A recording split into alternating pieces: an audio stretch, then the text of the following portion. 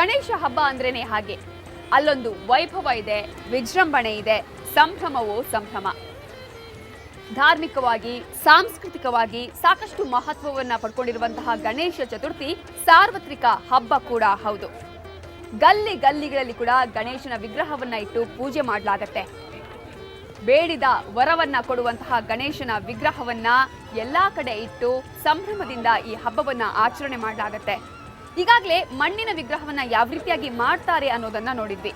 ಇನ್ನು ವಿವಿಧ ಭಂಗಿಯ, ವಿವಿಧ ರೂಪದ ಈಗಾಗಲೇ ಗಣೇಶೋತ್ಸವಕ್ಕಾಗಿ ತಯಾರಾದ ಬೇರೆ ಬೇರೆ ಗಣೇಶನ ವಿಗ್ರಹಗಳನ್ನ ತೋರಿಸ್ತೀವಿ, ನೋಡ್ಕೊಂಬನ್ನಿ.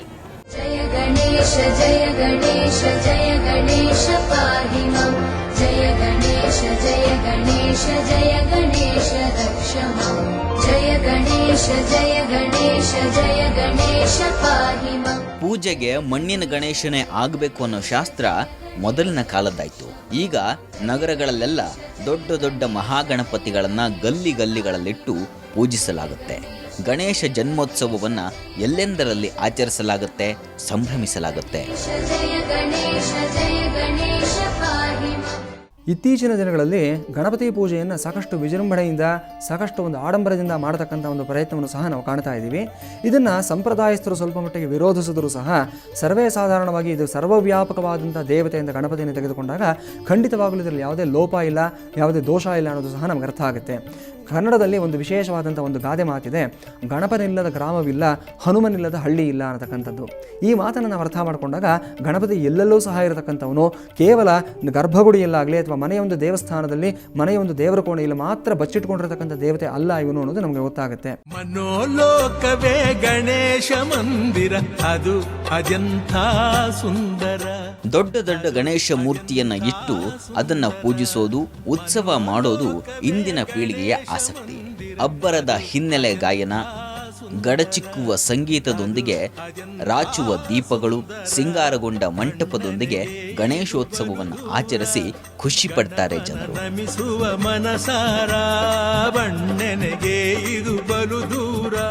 ಹೀಗೆ ಹಲವು ದಶಕಗಳಿಂದ ಉತ್ಸವವನ್ನಾಗಿ ಆಚರಿಸಿಕೊಂಡು ಬರುತ್ತಿರುವ ಗಣೇಶ ಚತುರ್ಥಿಯ ಆಚರಣೆಯಲ್ಲಿ ಯುವ ಸಮೂಹ ಕೂಡ ಅಷ್ಟೇ ಆಸಕ್ತಿಯಿಂದ ಪಾಲ್ಗೊಳ್ತಾ ಇದೆ. ಯುವ ಪೀಳಿಗೆಯ ಬೇಡಿಕೆಗೆ ತಕ್ಕಂತೆ, ಇಂದಿನ ಜನರ ಅಪೇಕ್ಷೆಗೆ ತಕ್ಕಂತೆ ಮೂರ್ತಿ ತಯಾರಕರು ಕೂಡ ಬದಲಾಗಿದ್ದಾರೆ. ಮೊದಲು ಮಣ್ಣಿನ ಗಣೇಶನನ್ನು ತಯಾರಿಸ್ತಾ ಇದ್ದಂಥ ಬಹುಪಾಲು ಮೂರ್ತಿ ತಯಾರಕರೆಲ್ಲ ಈಗ ಪ್ಲಾಸ್ಟರ್ ಆಫ್ ಪ್ಯಾರಿಸ್ ಮತ್ತು ನಾರಿನಿಂದ ಗಣಪನನ್ನು ತಯಾರಿಸ್ತಾರೆ. ಸ್ಪೆಷಲ್ ಅಂತ ಹೇಳಿದ್ರೆ ನಮ್ಮ ಗಣೇಶಗಳಲ್ಲಿ ಜಾಸ್ತಿ ನಾರಿನ ಅಂಶ ಹಾಕಿರ್ತೀವಿ. ಹಾಗೇನಾಗುತ್ತೆ, ನೀರಲ್ಲಿ ಬಿಟ್ಟಾಗ ಬೇಗ ಬಿಟ್ಕೊಳ್ಳುತ್ತೆ. ಇನ್ನೊಂದು ಸ್ಪೆಷಲ್ ಏನಂತಂದರೆ ನಮ್ಮಲ್ಲಿ ವಾರ್ನಿಷ್ ಕೆಮಿಕಲ್ ಅನ್ನೋದು ಪೊಲ್ಯೂಟ್ ಆಗೋದ್ರಿಂದ ನಾವು 7 ವರ್ಷ ಆಯ್ತು ಅದನ್ನ ಸ್ಟಾಪ್ ಮಾಡಿ. ನಮ್ಮ ಗಣೇಶಗೆಲ್ಲ ಪ್ರತಿಯೊಂದು ಗಣೇಶಗೂ ಮ್ಯಾಟ್ ಫಿನಿಶಿಂಗ್ ಕೊಟ್ಟಿರ್ತೀವಿ. ಪ್ಲಸ್ ಇನ್ನೊಂದೇನು ಅಂತಂದರೆ 48 ವೆರೈಟೀಸ್ ತೆಗಿತೀವಿ ವರ್ಷಕ್ಕೊಂದು ಸರಿ. ಆ 48 ವೆರೈಟಿಗಳು ಮತ್ತೆ ನೆಕ್ಸ್ಟ್ ರಿಪೀಟ್ ಆಗದಿರೋ ಥರ ನೋಡ್ಕೊಳ್ತೀವಿ. ಸೇಮ್ ಮಾಡೋದು ಇನ್ನೊಂದು ವರ್ಷಕ್ಕೆ ನಾವು ತರಿಸೋದಿಲ್ಲ.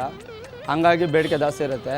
ನೋಡೋದಕ್ಕೆ ಅದೆಷ್ಟೇ ದೊಡ್ಡ ಗಣಪತಿಯ ಮೂರ್ತಿಯಾಗಿದ್ರೂ ಭಾರ ತುಂಬ ಕಡಿಮೆ ಇರುತ್ತೆ.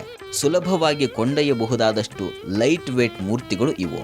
ಜೇಡಿ ಮಣ್ಣಿನಿಂದ ಬೃಹದಾಕಾರದ ಗಣಪತಿಯನ್ನು ಮಾಡೋದು ಕೂಡ ಕಷ್ಟ ಅನ್ನೋ ಕಾರಣಕ್ಕೆ ಸಾಮಾನ್ಯವಾಗಿ ಎಲ್ಲರೂ ಪ್ಲಾಸ್ಟರ್ ಆಫ್ ಪ್ಯಾರಿಸ್ನಿಂದ ಮಾಡಿದ ಗಣಪತಿಯನ್ನೇ ಇಷ್ಟಪಡ್ತಾರೆ. ಮಾರುಕಟ್ಟೆಯ ತುಂಬ ವಿವಿಧ ಬಗೆಯ ವಿಧ ವಿಧದ ಡಿಸೈನ್ನ ಗಣೇಶನ ಮೂರ್ತಿಗಳದ್ದೇ ದರ್ಬಾರು. ಪ್ರತಿಯೊಂದು ಕೂಡ ವಿಭಿನ್ನವಾದ ಅಲಂಕಾರಗಳಿಂದ ಕಂಗೊಳಿಸ್ತಾ ಇರೋ ಸುಂದರ ಮೂರ್ತಿಗಳು. ಗಜಮುಖನೇ ಗಣಪತಿಯೇ ನಿನಗೆ ವಂದನೆ, ನಂಬಿದವರ ಪಾಲಿನ ಗ್ರಾಹಕರ ಬೇಡಿಕೆಯಂತೆ ಗಣಪನಿಗೆ ವಿವಿಧ ಅಲಂಕಾರ ಮಾಡಲಾಗುತ್ತೆ. ಗಣೇಶ ಮೂರ್ತಿಗೆ ಬರೀ ಬಣ್ಣ ಮಾತ್ರವಲ್ಲ, ಹೊಳೆಯುವ ಕುಸುರಿ ವಸ್ತುಗಳನ್ನಿಟ್ಟು ಸೂಕ್ಷ್ಮ ಕೈಕೆಲಸ ಮಾಡಿ ಗಣೇಶನ ಸೌಂದರ್ಯವನ್ನು ಇನ್ನಷ್ಟು ಹೆಚ್ಚಿಸ್ತಾರೆ ಕಲಾವಿದರು. ಇದು ಬೆಂಗಳೂರಿನ ಜೆಸಿ ರಸ್ತೆಯಲ್ಲಿರುವ ಮೂರ್ತಿ ತಯಾರಕರು ನಿರ್ಮಿಸಿಟ್ಟ ಗಣಪತಿಯ ಮೂರ್ತಿಗಳಿವು.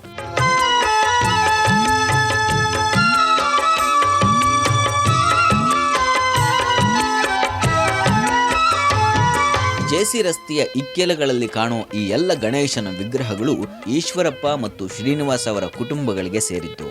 ಈ ಅಣ್ಣ ತಮ್ಮಂದಿರ ಕುಟುಂಬಗಳು ಗಣೇಶ ಮೂರ್ತಿ ತಯಾರಿಕೆಯ ಕಸುಬನ್ನ 3 ತಲೆಮಾರುಗಳಿಂದ ನಡೆಸಿಕೊಂಡು ಬರ್ತಿದ್ದಾರೆ. ಜನರು ಹೇಗೆ ಬೇಡಿಕೆ ಕೊಡ್ತಾರೋ ಹಾಗೆ ಗಣಪತಿಯನ್ನ ಸಿಂಗರಿಸಿ ತಯಾರಿಸಿ ಕೊಡ್ತೀವಿ ಅಂತಾರೆ ತಯಾರಕರು. ನಮ್ಮ ಗಣೇಶ ಇಲ್ಲಿ ರೆಡಿ ಆಗಲ್ಲ, ಪೂನಾಯಿಂದ ಬರುತ್ತೆ. ಹಂಗೆ ಬಂದ ಗಣೇಶಗಳನ್ನ ಎಕ್ಸ್ಟ್ರಾ ಕುಂದನ್ ವರ್ಕ್ ನಾವು ಮಾಡ್ತೇವೆ, ಸ್ಟೋನ್ ವರ್ಕ್ ಮಾಡ್ತೀವಿ, ಮತ್ತು ಬೇರೆ ಸ್ಟಿಕ್ಕನ್ನೆಲ್ಲ ಹಾಕಿ ಅದನ್ನ 2 ವೆರೈಟಿ ಗಣೇಶ ಮಾಡ್ತೀವಿ. ನಾವು ಎಷ್ಟು ಬೇಕೋ ಅಷ್ಟೇ ತರಿಸ್ಕೊಳ್ತೀವಿ. ಮತ್ತು ಮೊದಲೇ ಗಣೇಶ ರೆಡಿ ಮಾಡಿ ಇಟ್ಟಿರ್ತೀವಿ ನಾವು, ಒಂದು ಪೀಸ್ನ ಹೆಂಗೆ ಮಾಡಬೇಕು ಅಂತ. ಕಸ್ಟಮರ್ ಕೇಳ್ತಾರಲ್ಲ, ಹಂಗೆ ಕೇಳಿದ ಮೇಲೆ ಅವರು ಸಜೆಷನ್ ಮಾಡ್ತಾರೆ, ಹಿಂಗೆ ಮಾಡಿಕೊಡಿ ಅಂತೇಳಿ. ಸೊ ಅವ್ರ ಐಡಿಯಾನು ನಾವು ತೊಗೊಂಡು ಅವ್ರಿಗೆ ಇಷ್ಟ ಆಗೋ ಥರನೇ ಮಾಡಿಕೊಡ್ತೀವಿ. ಗಟ್ಟು ಗಣೇಶ, ಲಾಲ್ಬಾಗ್ ರಾಜ, ಅಂಬಾರಿ ಗಣೇಶ, ಅಂಬಾರಿ ಕೃಷ್ಣ, ಪಂಚಮುಖಿ ಗಣೇಶ, ಸರಸ್ವತಿ ಗಣೇಶ, ಬೋಟ್ ಗಣೇಶ, ತಾವರೆ ಗಣೇಶ, ಸಿದ್ಧಿ ಬುದ್ಧಿ ಗಣೇಶ, ದರ್ಬಾರ್ ಗಣೇಶ, ತಲ್ವಾರ್ ಗಣೇಶ, ಶಂಕರ ಗಣೇಶ, ಹೀಗೆ ಒಂದೊಂದು ಮೂರ್ತಿಗೂ ಒಂದೊಂದು ಹೆಸರನ್ನಿಟ್ಟು ಬಗೆ ಬಗೆಯ ವಿನ್ಯಾಸದಲ್ಲಿ ಗಣೇಶ ಮೂರ್ತಿಗಳನ್ನು ತಯಾರಿಸಿದ್ದಾರೆ. ಶರಣು ಶರಣಯ್ಯ ಶರಣು ಬೆನಕ, ನೀಡಯ್ಯ ಬಾಳೆಲ್ಲ ಬೆಳಗುವ ಬೆಳಕ. ವಿಜೃಂಭಣೆಯಿಂದ ಗಣೇಶೋತ್ಸವವನ್ನು ಆಚರಿಸುವಲ್ಲಿಗೆ ಹೊರಡೋದಕ್ಕೆ ಸಿದ್ಧಗೊಂಡಿರುವಂಥ ಗಣೇಶ ಮೂರ್ತಿಗಳು ಇವೆಲ್ಲ. ಗಜಮುಖನೇ ಗಣಪತಿಯೇ ನಿನಗೆ ವಂದನೆ, ನಂಬಿದವರ ಪಾಲಿನ ಕಲ್ಪತರು ನೀನೇ.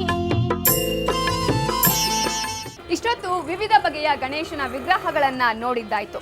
ಇನ್ನು ಗಣೇಶನ ಹಬ್ಬದಂದು ಪೂಜಿಸಲ್ಪಡುವ ಮಹಾಮಹಿಮನಾದ ಮಂಗಳಮೂರ್ತಿಗೆ ಪೂಜೆಯನ್ನ ಮಾಡಿದ ನಂತರ ಆತನನ್ನ ನೀರಿನಲ್ಲಿ ಮುಳುಗಿಸಲಾಗುತ್ತೆ.